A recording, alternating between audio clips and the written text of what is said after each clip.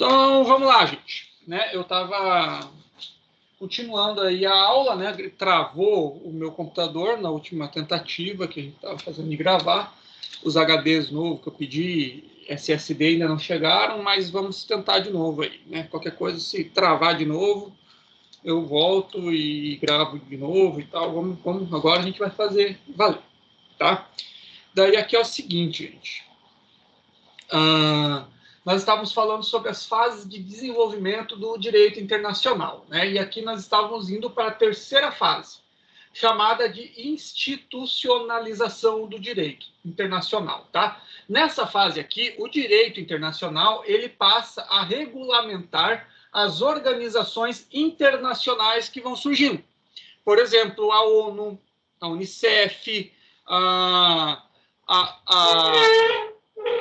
Unesco, a Cruz Vermelha, são várias e várias as organizações internacionais que vão surgindo dentro do direito internacional e que daí o direito internacional vai criar regulamentações, meios de se organizar essas organizações internacionais, tá?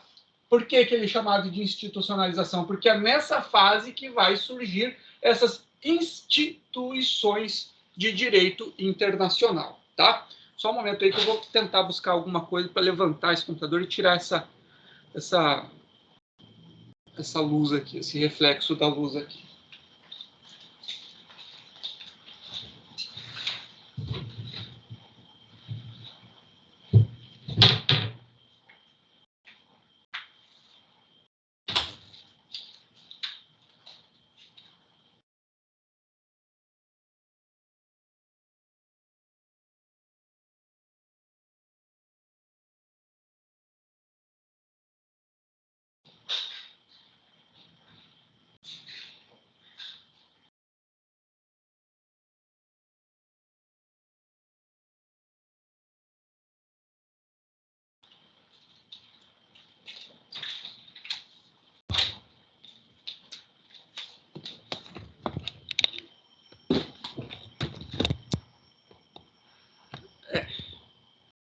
Agora ela ficou mais aqui no cantinho.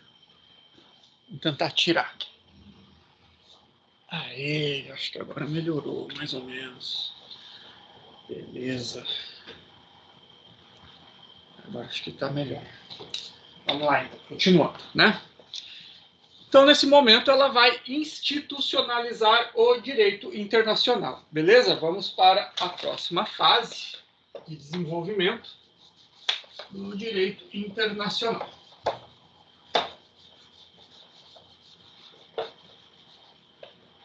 A próxima fase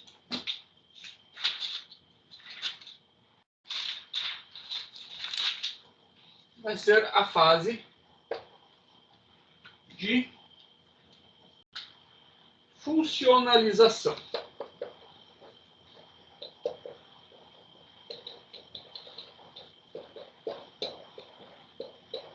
Funcionalização do direito internacional.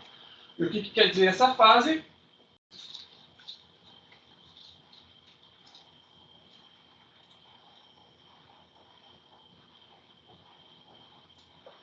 Nessa aqui, o direito internacional vai começar a adentrar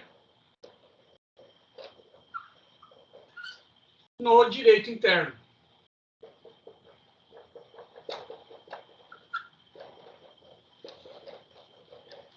Tá? Ele tem uma ligação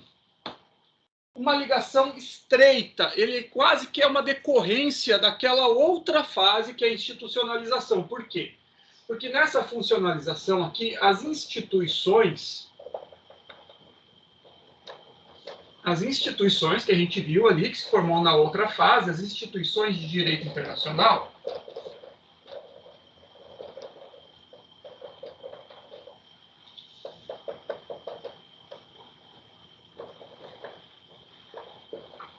vão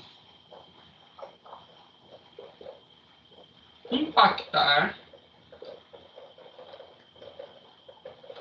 e até mesmo influenciar ou então direcionar, né? Vamos por aqui direcionar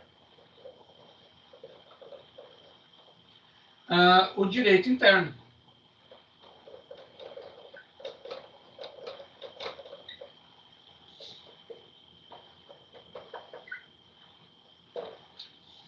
Professor, exemplo. Podemos dar um exemplo.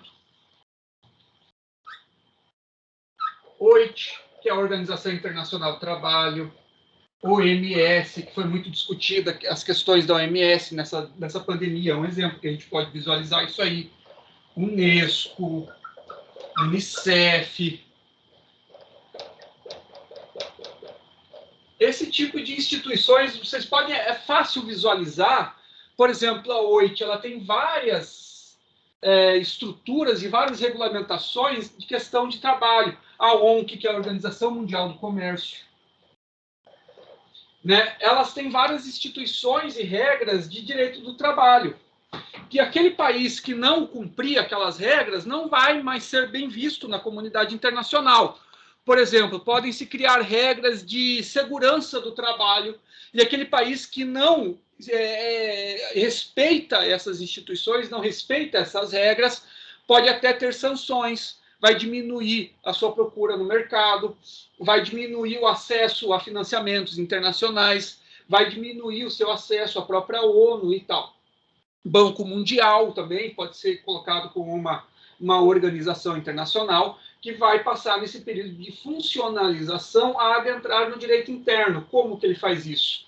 Essas instituições vão começar a influenciar e até a direcionar o direito interno, mostrando, olha, se você não observar essas regras de segurança, o seu país vai ser mal visto, vão ter sanções, boicotes econômicos às suas empresas, se você não respeitar, por exemplo, o trabalho escravo. Isso aí é um bom exemplo até no agro. Nós aqui em Campo Verde fazemos parte do agro, vocês podem ver que às vezes tem sanções quanto à nossa carne, ou então a nossa agroindústria, por desrespeito, pela origem da madeira, pela origem do pasto, né? Você tem que mostrar que você está respeitando o meio ambiente, porque a organização internacional está cobrando isso.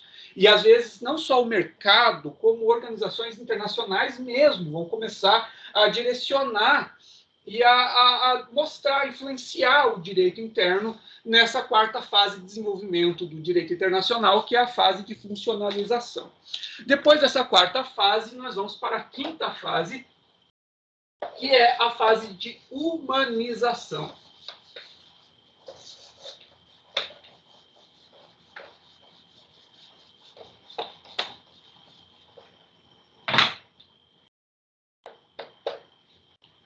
Fase de humanização.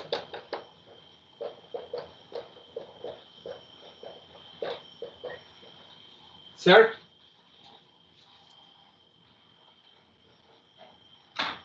Aqui vai nascer o quê?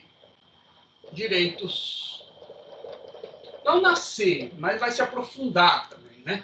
Direitos humanos internacionais. Vai ser concebido os direitos humanos como uma regra a ser aplicada no mundo todo, tá?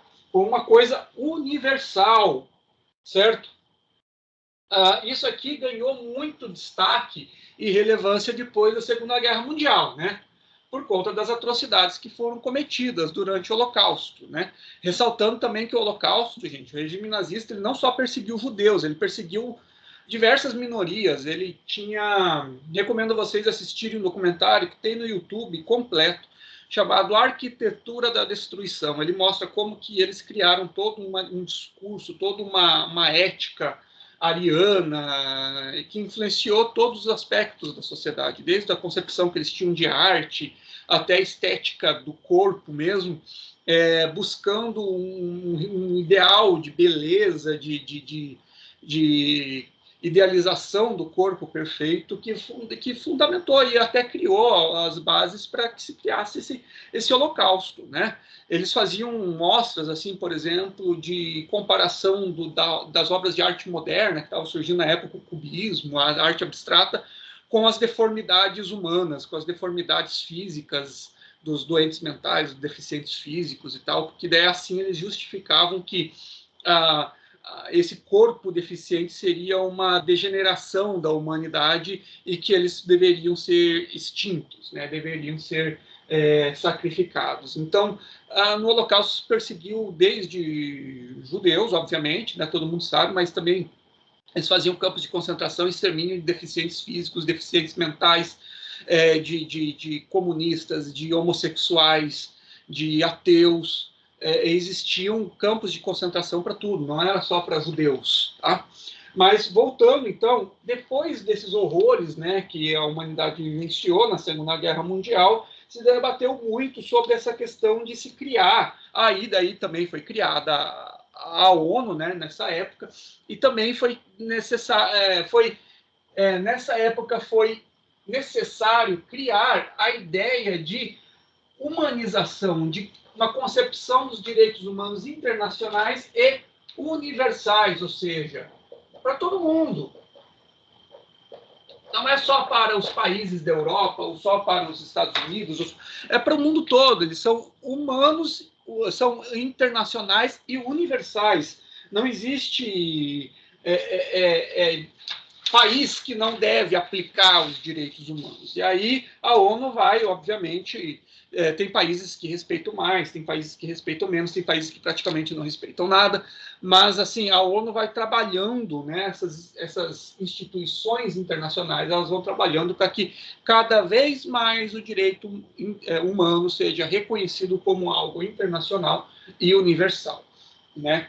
Ainda tem muito caminho a ser percorrido, mas nós estamos até que demonstrando avanços aí nesse objetivo, certo? E aí nós vamos para a sexta fase de desenvolvimento do direito internacional. A sexta fase vai ser a objetivação.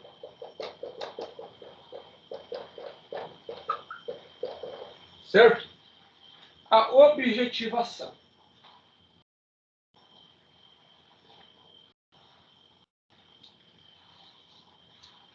Nesse aqui,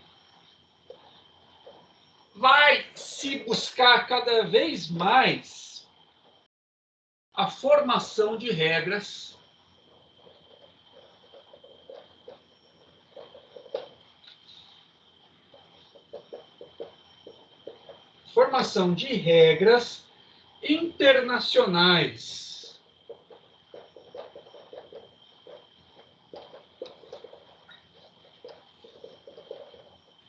internacionais. Tá?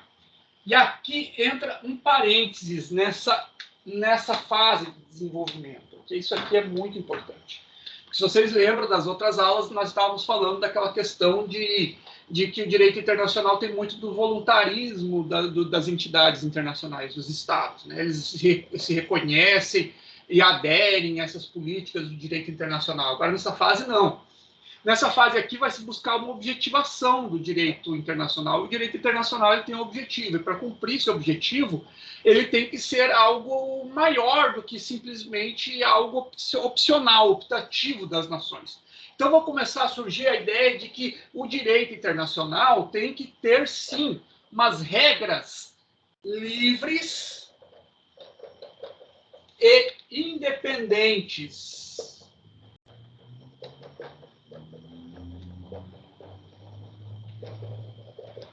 da vontade dos entes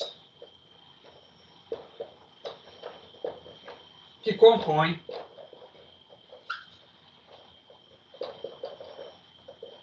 a sociedade internacional.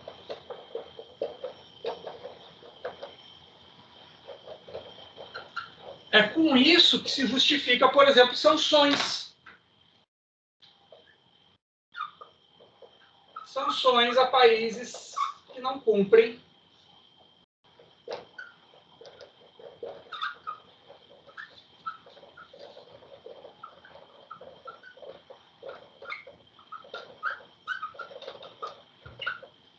regras de direito internacional.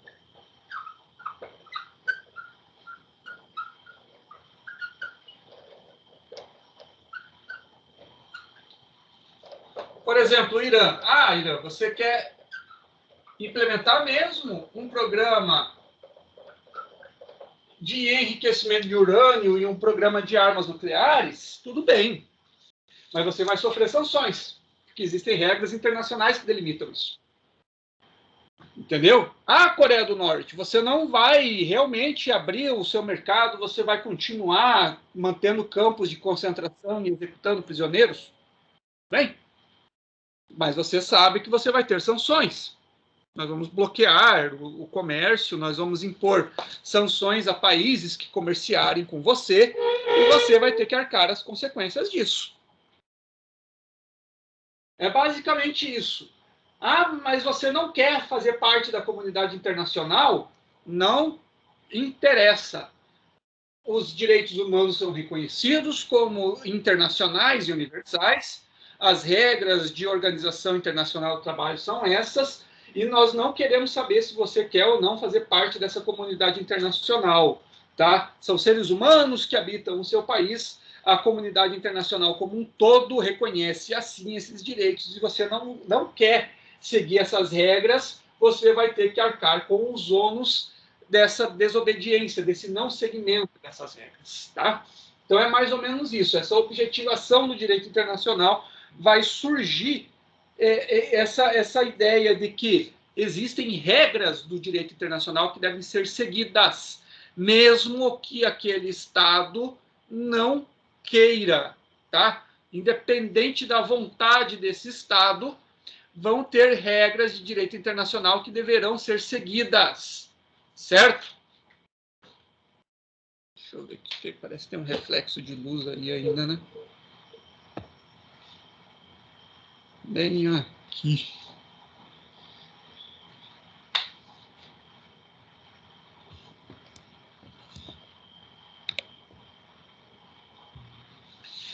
Deixa eu ver aqui. Aê, agora acho que dá para ver bem o quadro aqui.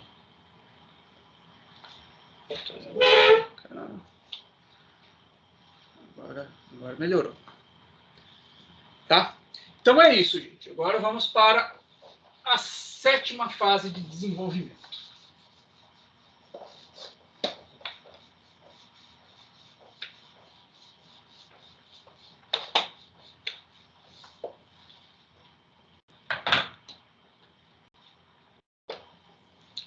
Do direito universal.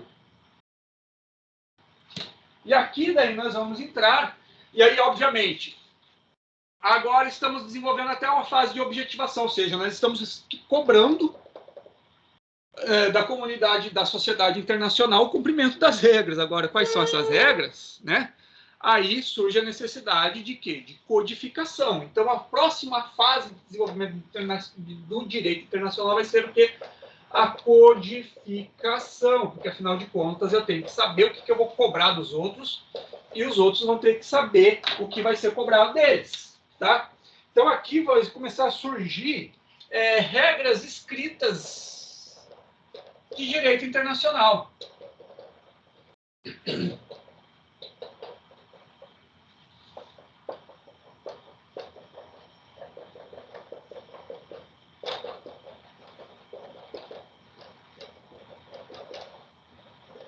Vão ser feitos congressos, acordos, né?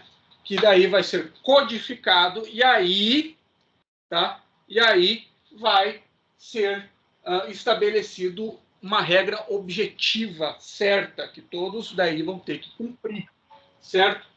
Por exemplo, a ONU criou, aí com essa fase de desenvolvimento, a Comissão de Direito Internacional.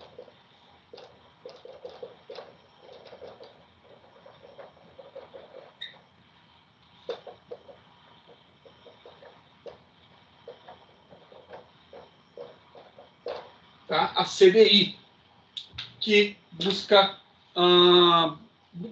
fomentar, né, incentivar essa codificação de um direito internacional, certo?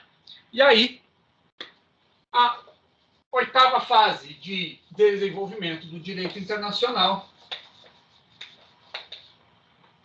que é a jurisdicionalização.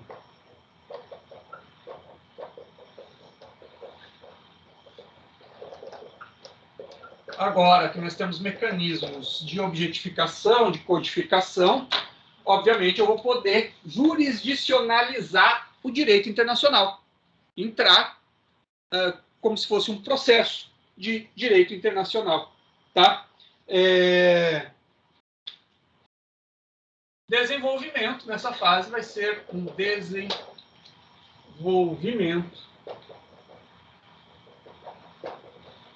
do direito internacional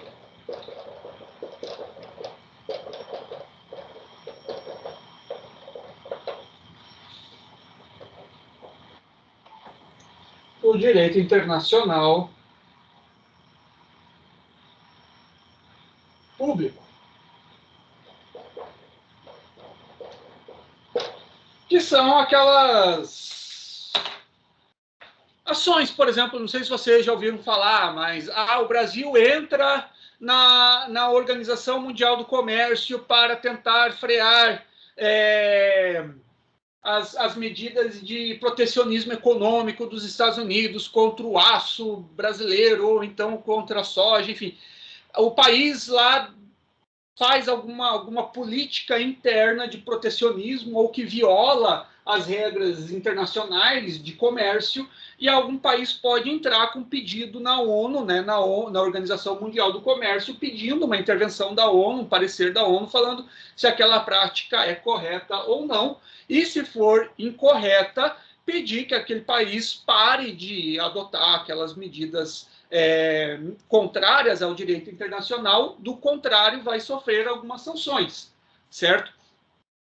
Direito penal internacional, quando ditadores ou então chefes de Estado são processados nesse tribunal em crimes contra a humanidade, crimes de guerra, enfim. São vários exemplos que a gente pode estar colocando aí, tá? E essas são as fases de desenvolvimento do direito internacional, certo? Agora, nós vamos para uma nova sessão da aula, e vamos já passar para a conceitualização. Vamos já falar de direito internacional mesmo. Tá? Estamos falando já até agora, né?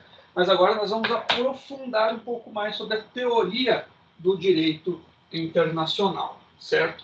E aí nós vamos colocar aqui o conceito dele, que a gente já falou um pouco, mas vamos reforçar para vocês, porque agora nós vamos passar esse conceito teórico para também uma definição técnica do direito internacional. E o conceito dele, teórico, a grosso modo, ele pode ser conceituado como uma disciplina jurídica da sociedade internacional.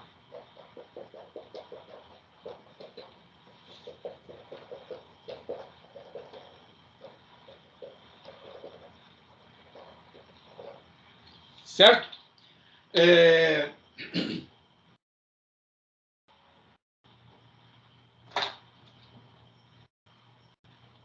Só que, para esse conceito aqui fazer sentido, tá? Para que a sociedade internacional faça sentido, primeiro, ela tem como pressuposto o quê? O que eu... Por exemplo, como diz aquele professor Rock, que eu acompanho muito no YouTube, muito da identidade nacional parte do pressuposto de identificar a diferença. Muito do que eu tenho, é difícil eu identificar o que é ser brasileiro, mas eu identifico facilmente o que é não ser brasileiro. E muito dessa identidade nacional surge e é entendida, é vivida quando posta em contraponto ao diferente, ao estrangeiro. Por exemplo, é difícil nós falarmos sobre o que é exatamente ser brasileiro. mas ninguém tem dúvidas do que é ser brasileiro quando está tendo o jogo do Brasil e da Argentina, por exemplo. Quando eu sou colocado ao contraponto do que é o meu contrário, do que é o meu diferente. E assim no direito internacional também é a mesma coisa. Para que eu tenha uma sociedade internacional, primeiro eu tenho que ter o reconhecimento, tá? Primeiro eu tenho que ter esse reconhecimento e a existência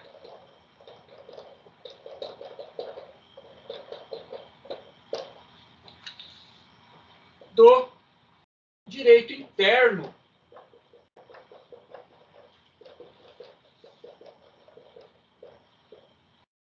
de uma sociedade nacional.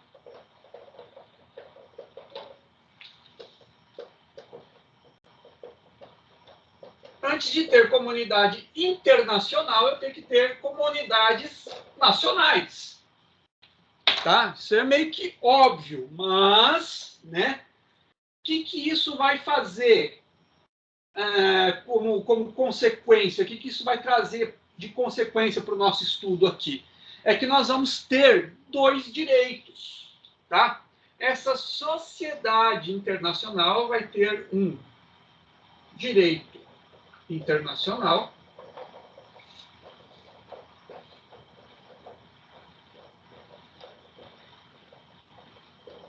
tá? E a sociedade nacional vai criar o direito interno.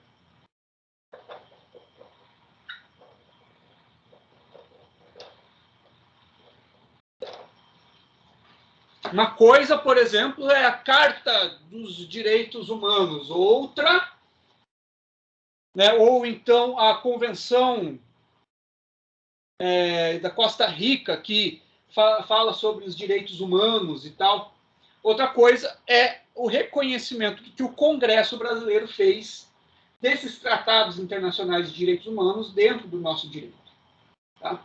Uma coisa é o direito interno nosso, Código Penal nosso, Código de Processo Penal nosso. Outra coisa é o direito penal internacional e o Tribunal Penal Internacional. Tá? São diversos. E esse aqui, o direito internacional, só existe por conta desse. Ele é um resultado direto desse. Para que tenha direito internacional, primeiro tem que ter direito interno, tem que ter o direito da sociedade interna, certo? Ele é dependente disso. Não vai ter sociedade internacional se eu não tiver países para compor essa sociedade internacional. Certo? E aí, daí nós temos a definição técnica do direito internacional.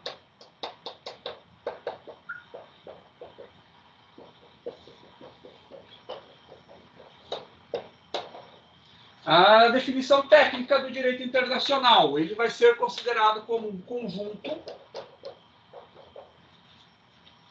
de princípios e regras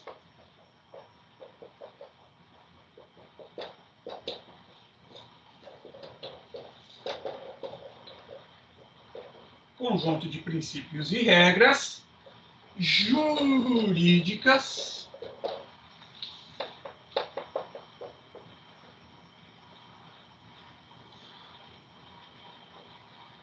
costumeiras e convencionais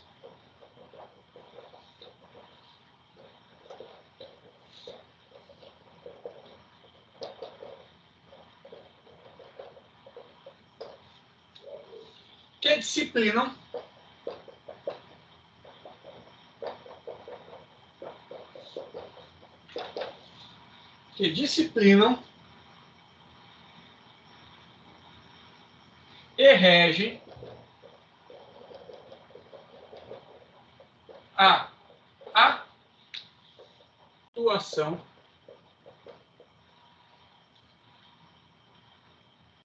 e a conduta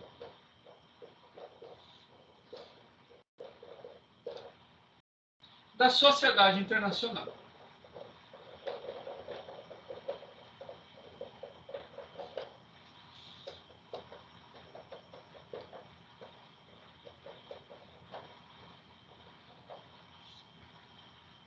visando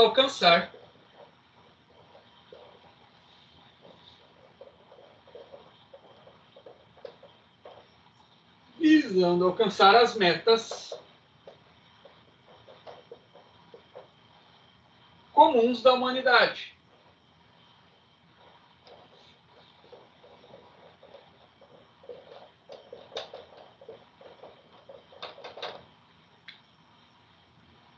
E,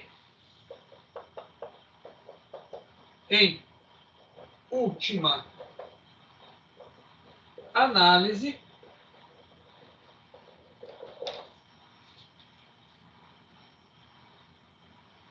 a paz, a segurança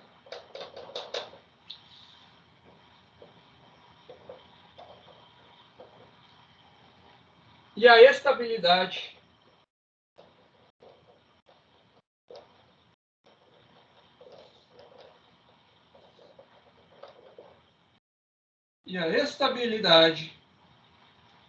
das relações internacionais.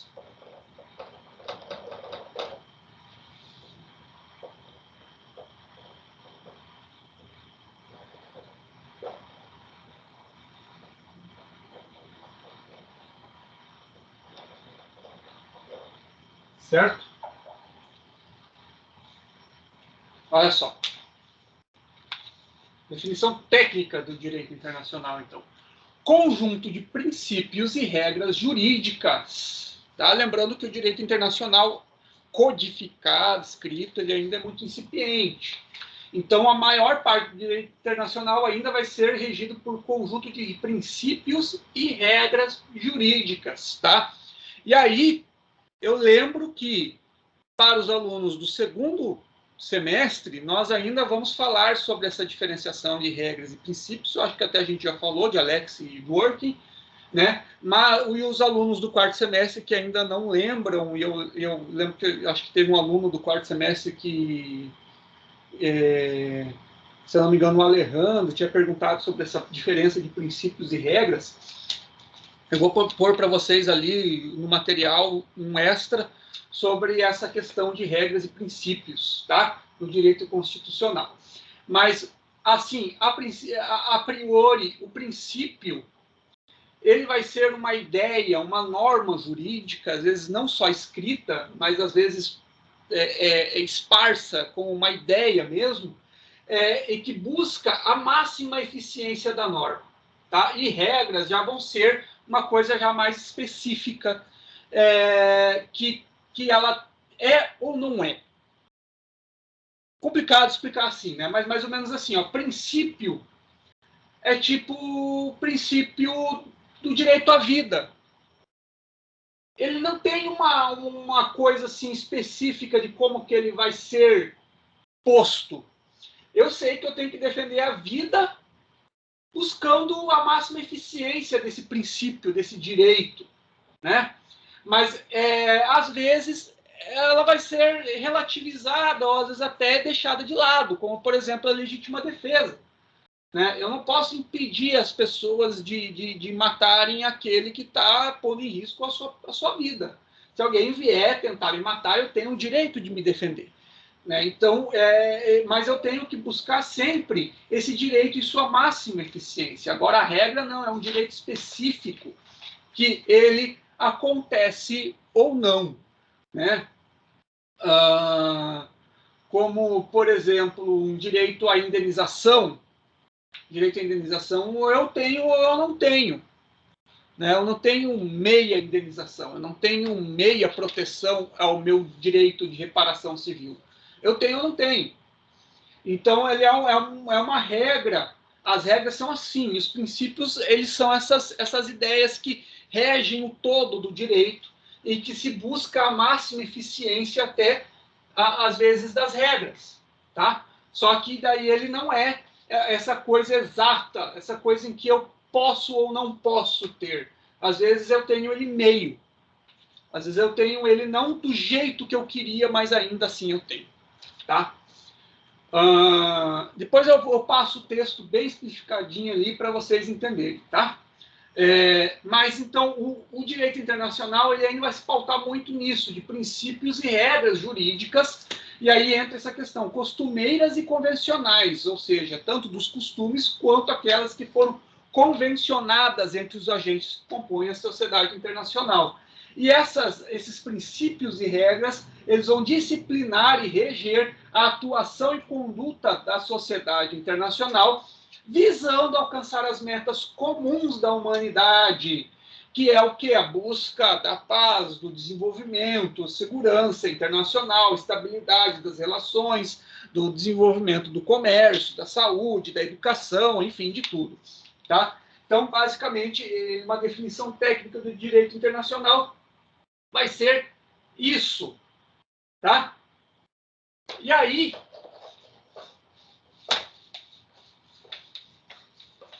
partindo dessa definição técnica do direito internacional como esse conjunto de regras e princípios que buscam alcançar esses objetivos comuns da humanidade, nós temos que o direito internacional hoje, ele não se limita mais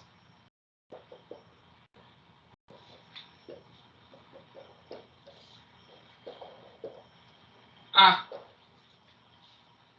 disciplinar relações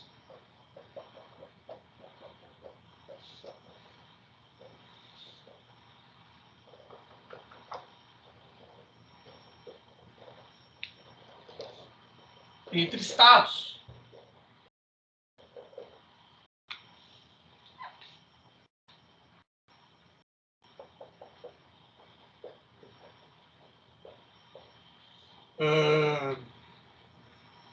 Buscando regular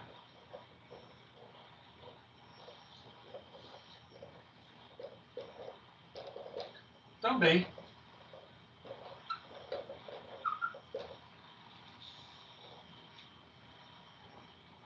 a atuação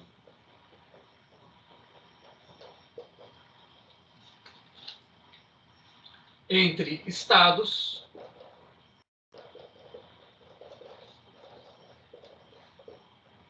e indivíduos. Tá? E também entre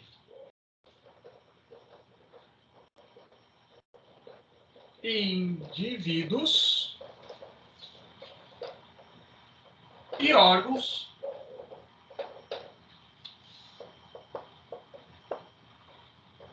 da sociedade internacional.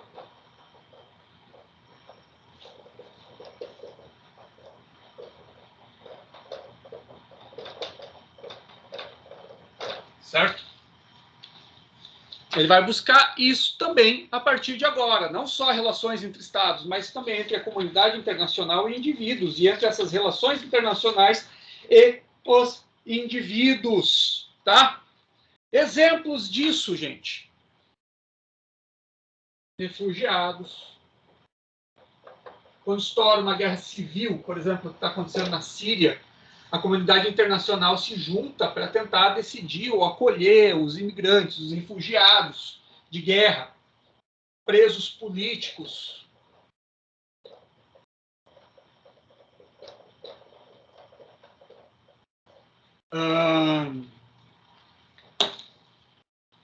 Alguns desses exemplos aí, tá? Punição de crimes de guerra também, né? O indivíduo ele agora vai ser meio que responsável também pelas suas condutas dentro da comunidade internacional, tá certo? E elas vão disciplinar essas relações entre os estados e os indivíduos, gerando esse tipo de problema, por exemplo, de presos políticos, de perseguições políticas, questão de refugiados de guerra, refugiados de desastres naturais, vai ter essa interferência agora também no direito internacional, tá? Outra coisa que a gente tem que estar muito em mente, sempre lembrando, quando a gente estuda direito internacional. E aí, eu quero que vocês anotem com destaque no caderno de vocês. Tá? aplicação interna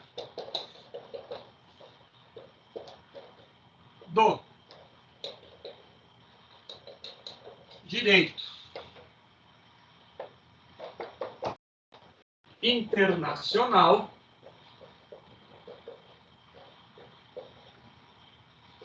não significa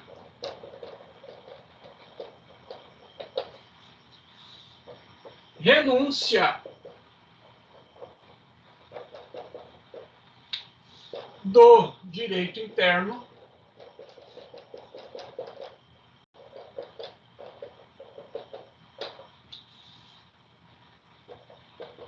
pelo Estado.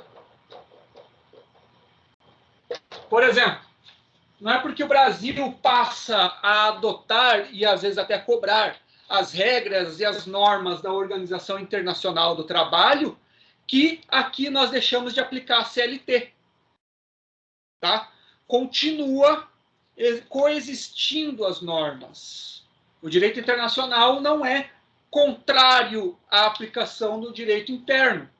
Tá? Ele, às vezes, é até suplementar, ou então uma regra a mais para se seguir. Mas não quer dizer que eu, aplicando regras de direito interno, tenho que abrir mão do meu direito interno. Tá? E aí nós vamos agora passar a estudar os planos de atuação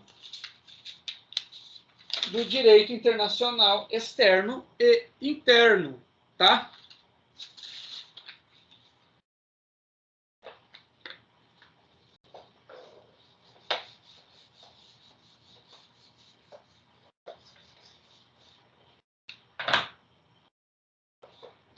Planos de atuação.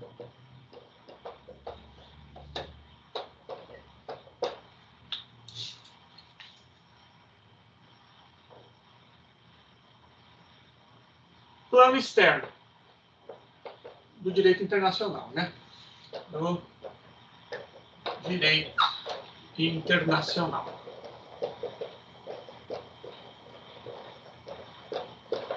Tá? Plano externo.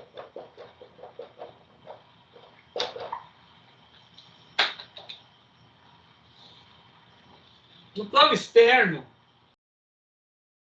o direito internacional, o que ele faz? Ele regula e rege as relações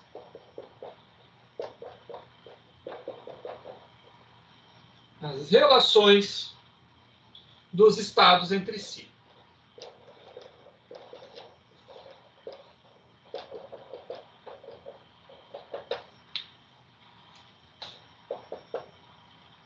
Certo? Agora, no plano interno, olha, deu 45 minutos e não travou ainda. Eu acho que hoje nós vamos avançar um pouco mais, né? No plano interno,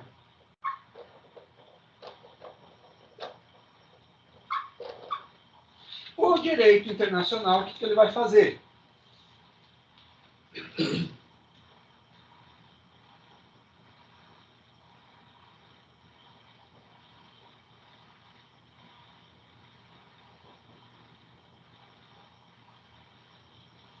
No plano interno, ele vai depender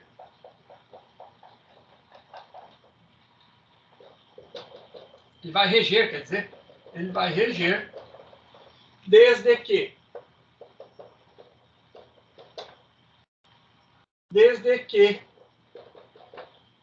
a Constituição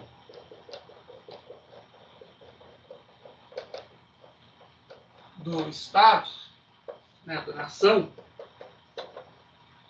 referendar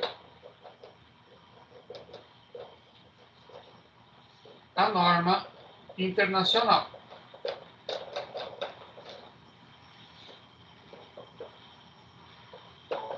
Isso aqui vem de tudo aquilo que a gente já falou, gente. O direito internacional, ele não anula o direito interno, tá? E ele só vai ter aplicação mesmo, só vai reger o direito interno, no plano interno, desde que a Constituição, desde que a norma do direito interno daquele país, daquele Estado, assim decida, assim referende, assim aceite aquela norma de direito internacional. Do contrário, aquelas regras de direito internacional não vão ter aplicação naquele país, tá? Ah, professor, mas você falou que aquele país pode sofrer sanções, que é independente da opinião dele, independente da escolha dele. Aí nós estamos falando de sanções no plano internacional. Agora, aqui nós estamos falando, por exemplo, da adoção da norma interna, o direito interno daquele país, aceitar como que faça parte do seu direito interno as regras internacionais, vai depender de que a Constituição, que a norma interna daquele país, assim o faça. Do contrário, não vai reger a norma de direito interno, direito internacional, certo? Agora, nós vamos passar para outro tema, tá bom? E espero que não trave. Mas eu vou ficar de olho aí para ver se travar, eu vou continuar aqui dando aula, né? Agora nós vamos falar sobre relações entre direito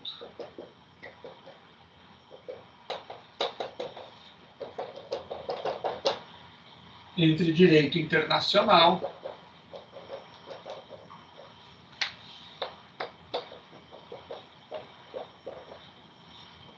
público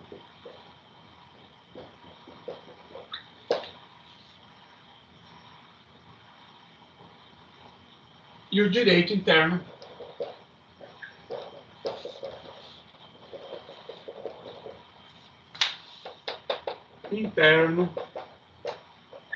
estatal.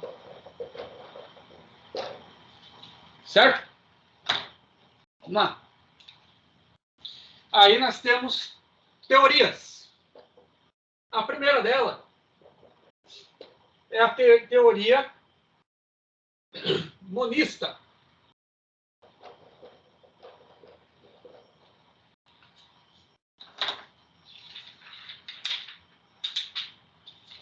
Para essa teoria, a aplicação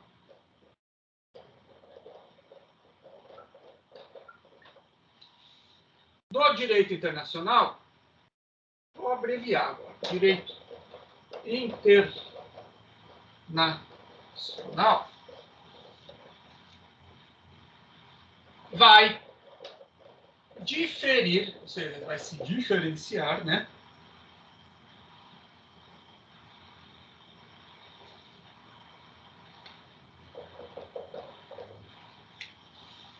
Vai se diferenciar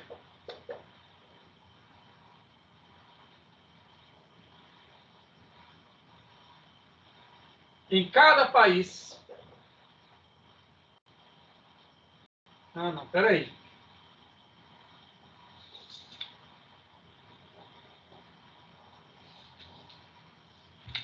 Peraí.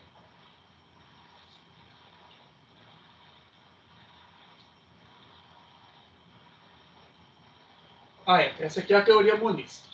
Tá? Essa aqui é a teoria monista.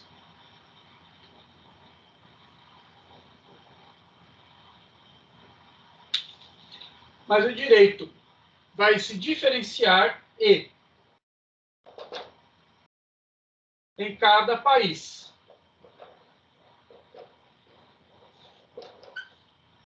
Tá? De acordo do quê? Da sua cultura,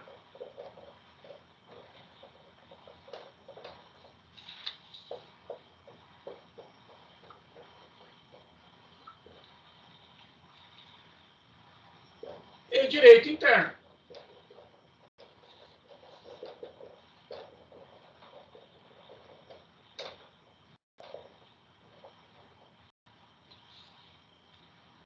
Mas o direito internacional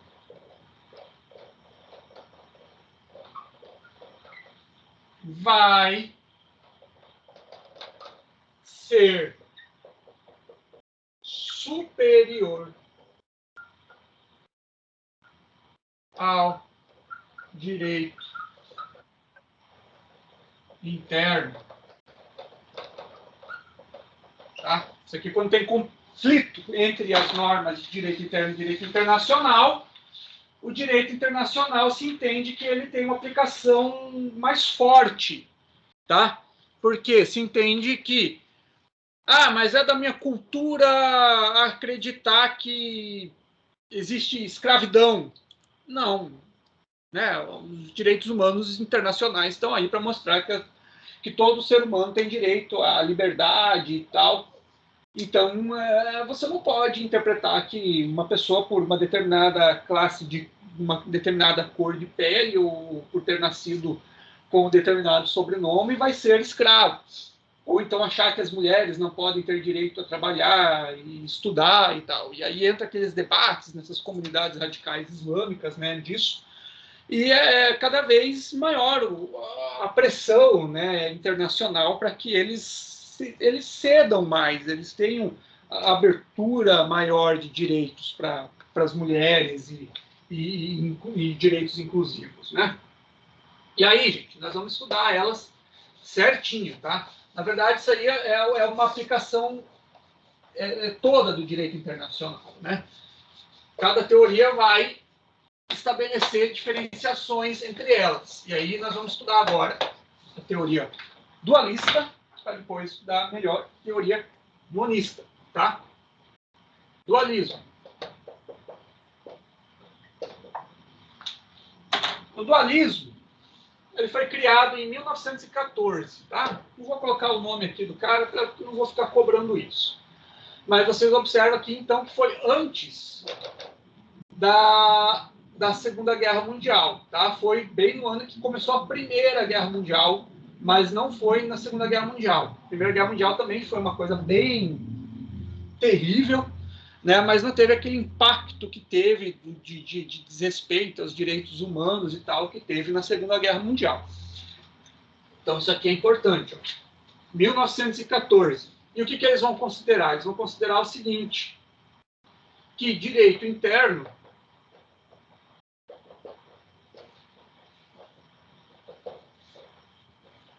e direito internacional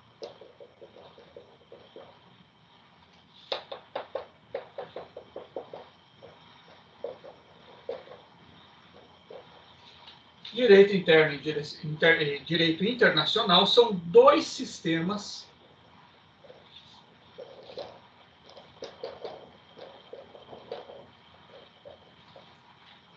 independentes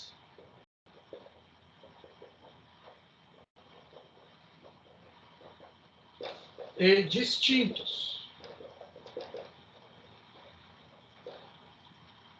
tá?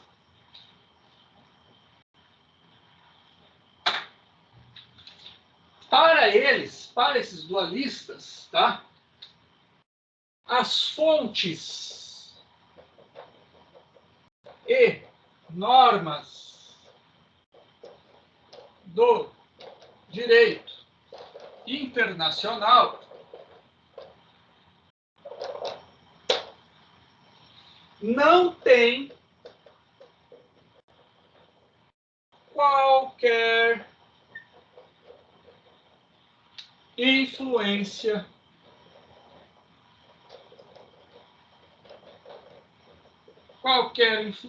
sobre questões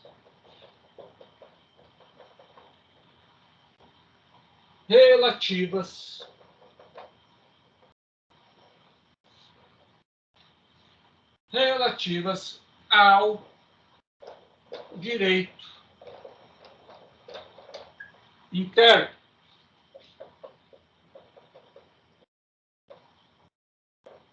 Tá?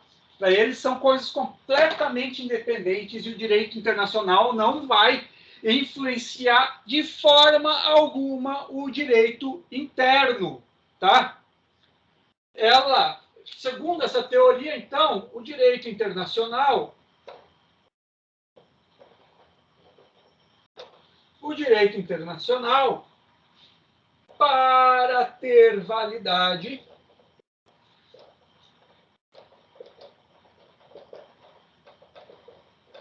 no direito interno,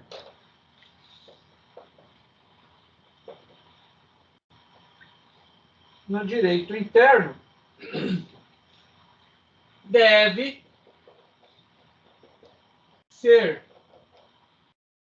transformada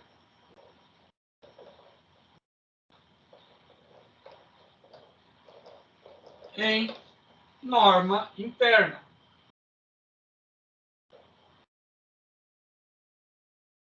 O que isso quer dizer, professor? Que para essa teoria do dualismo, uma norma de direito internacional, para ter validade dentro de um país, ela tem que ser transformada em norma interna. Eles têm que meio que pegar aquela norma externa e criar uma lei que fale aquela norma de direito internacional terá validade no direito interno do tal país. Ou então, né, seja transformada, pegue a ideia dela e crie uma lei própria, enfim, influenciada por ela. Mas a questão é que, para eles, esse direito interno e externo são dois sistemas independentes, completamente distintos uns dos outros. E as fontes e as normas do direito internacional não vão ter qualquer influência sobre o direito interno. Além disso, para que qualquer norma de direito internacional tenha validade dentro de um país, ela tem que ser transformada em uma norma interna desse país. Do contrário, não vai ter qualquer aplicação no direito interno, certo? Essa é... tem mais coisa aqui da teoria dualista. Tem mais coisinhas dela.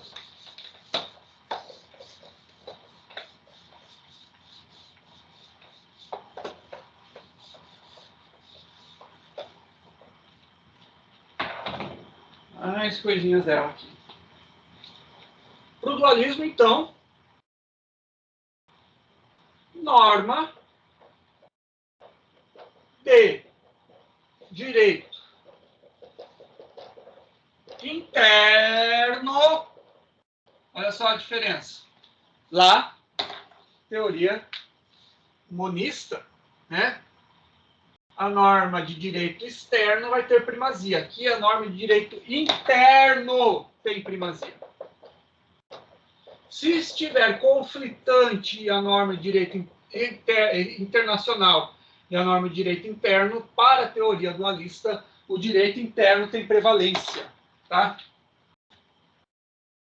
Para a teoria dualista, então, o direito internacional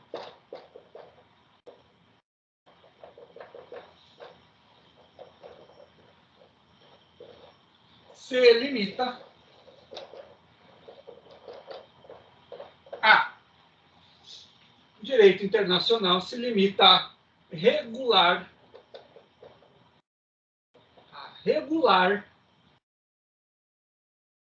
as relações entre Estados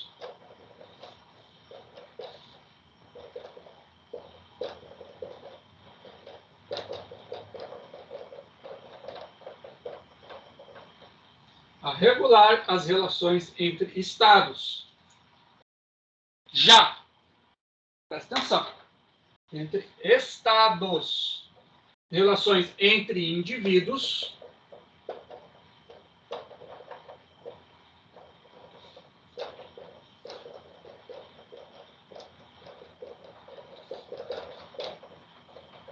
devem ser regulamentadas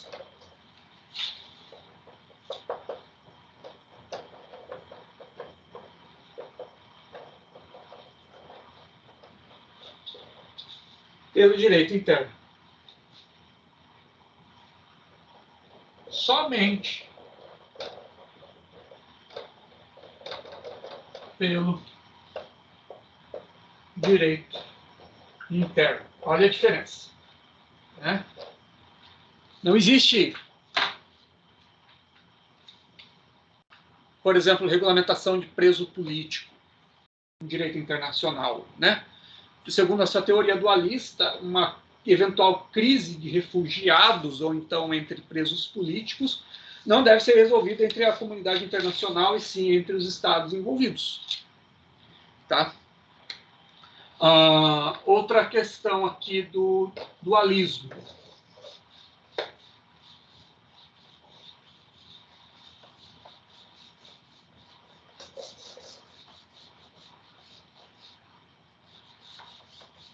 Gente, vocês podem observar aqui que eu estou tanto com a apostila como com um papel aqui que eu faço um resumo da aula para passar para vocês. Tá? Eu vou disponibilizar, então, de material para vocês de direito internacional, tanto os capítulos do livro que a gente está usando, que é digitalizado, né? E essa apostilinha aqui, esse resumo da aula que eu vou passar para vocês, tá? Que é bem resumido, dá para dar uma boa lida rapidão em todo o conteúdo aí que a gente passou, tá? Então, gente,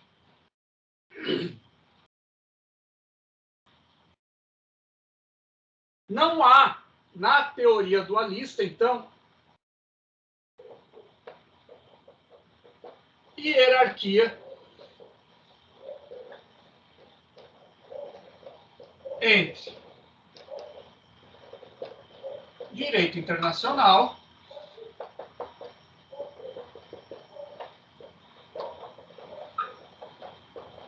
e direito interno. Aí eles não vai ter hierarquia. E, se tiver conflito, vai ter primazia a norma do direito interno. Tá?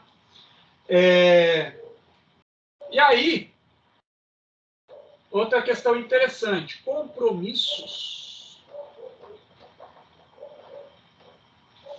internacionais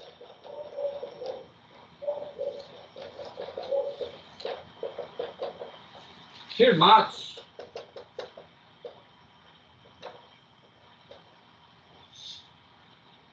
somente têm validade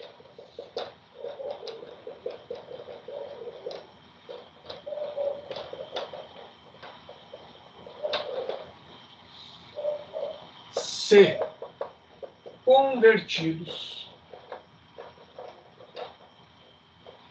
em norma interna.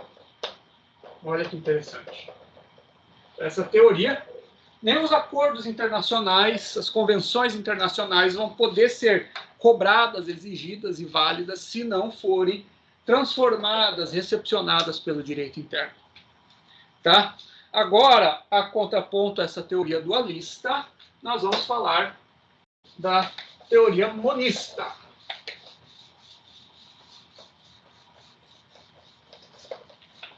Você já deve ter observado que a teoria monista é a mais em voga, né?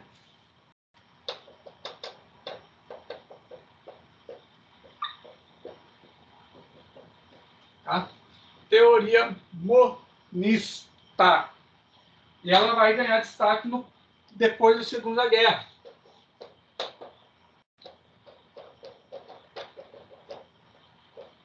E que se percebeu que é necessário a ideia de uma sociedade internacional que junte interesses e confluência de ações para se buscar aqueles interesses da humanidade, né?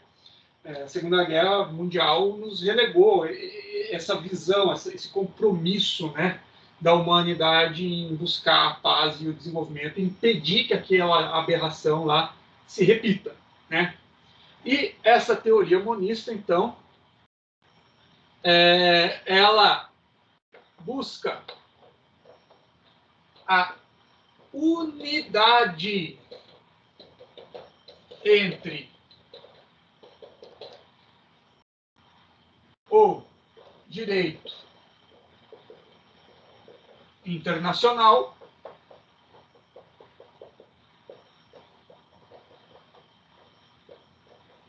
e o direito interno. Vai buscar essa unicidade, tá? Aos poucos, as normas do direito internacional vão sendo cada vez mais vistos utilizados pelos países dentro do seu direito interno, e as coisas vão até meio que se confundindo, tá? As coisas vão ficando a mesma, tá? Para essa visão, então, direito internacional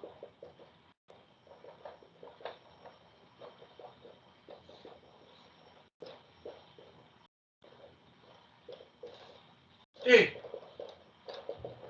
direito interno e direito interno são dois ramos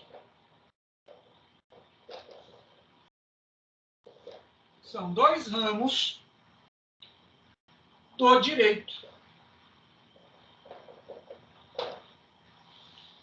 dentro de um só sistema jurídico, tá?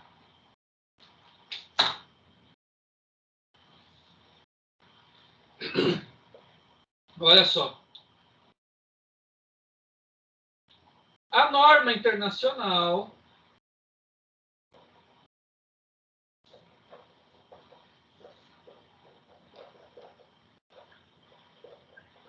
se aceita, e aí entra aquela questão, ela ainda não é obrigatória, não existe uma norma de direito internacional obrigatória, mas a questão que difere da teoria dualista é a seguinte: a norma internacional se aceita, ela já integra o direito interno.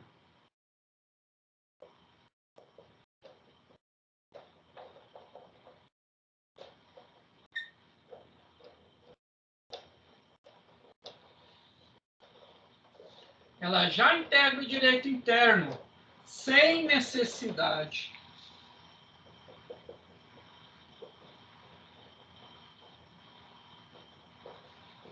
de ser transformada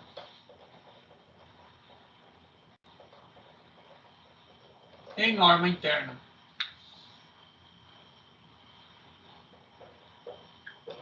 Isso aqui, no Brasil, e aí nós estudamos isso, ou vamos estudar, né, com as outras turmas em direito constitucional.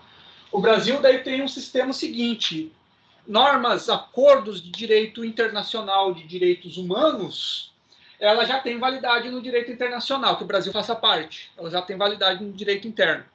Só que se ela for passada, referendada no Congresso pelo mesmo procedimento de um projeto de emenda à Constituição, essa norma de direito internacional que regulamenta direitos humanos vai ter peso de norma constitucional.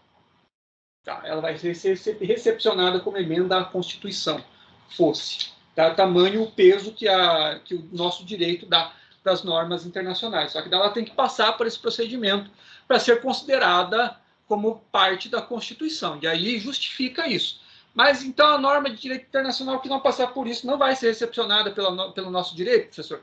Não, não é isso que eu estou falando.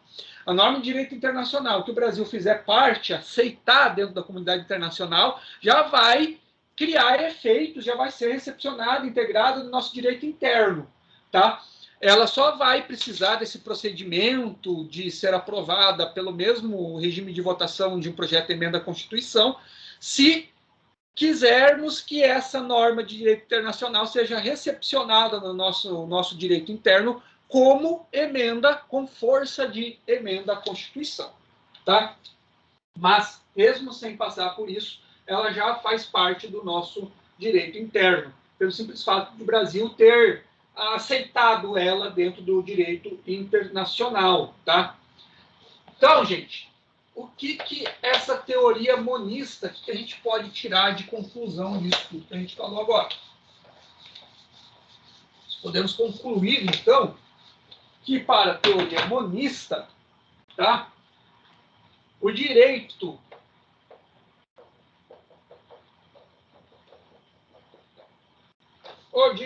interno, ele integra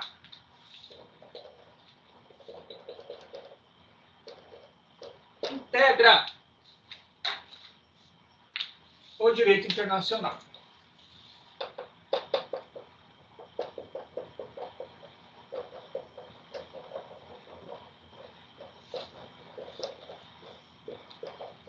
Tá? Ele integra o direito internacional, certo? Agora, um problema que aparece aí na teoria monista, que é o seguinte: qual norma prevalece? Qual norma prevalece em caso de conflito entre o direito internacional e o direito interno? Qual norma prevalece? E aí nós temos duas direções a seguir dentro da teoria monista. Tá? A primeira, monista nacionalista.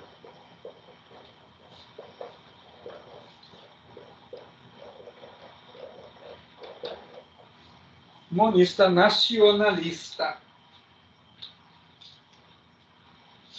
Ela vai buscar o quê? O primado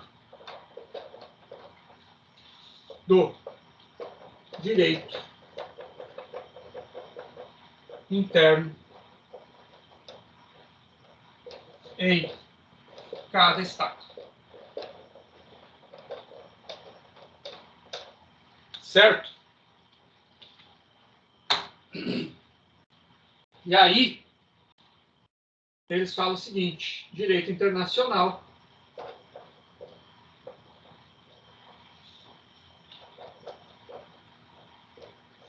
não é obrigatório.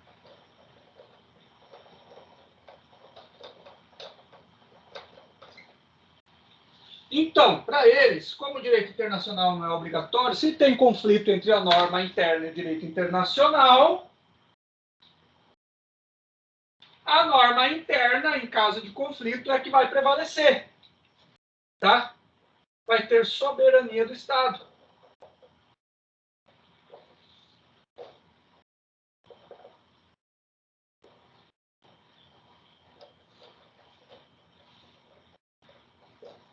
Que é supremacia da Constituição.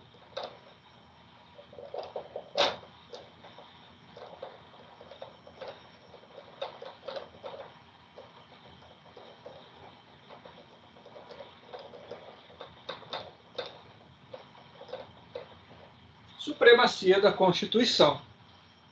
Tá?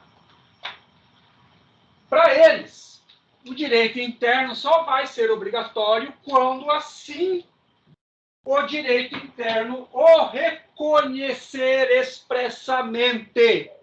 Que daí seria o caso daquelas normas de direito internacional de direitos humanos, por exemplo, recepcionadas como norma constitucional aqui no Brasil, passando pelo referendo do Congresso, pelo mesmo processo de projeto de emenda à Constituição. Tá? E olha só.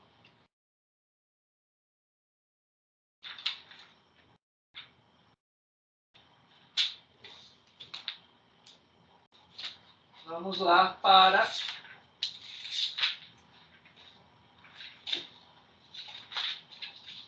a sexta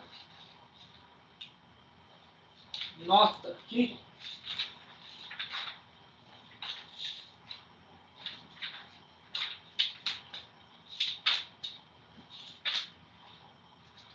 Que eu vou ler para vocês, que é o seguinte.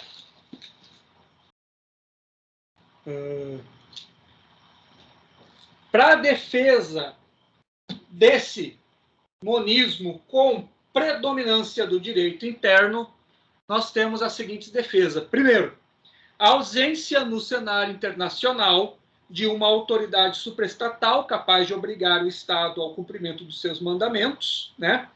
Então, cada Estado seria competente para determinar livremente as suas obrigações internacionais.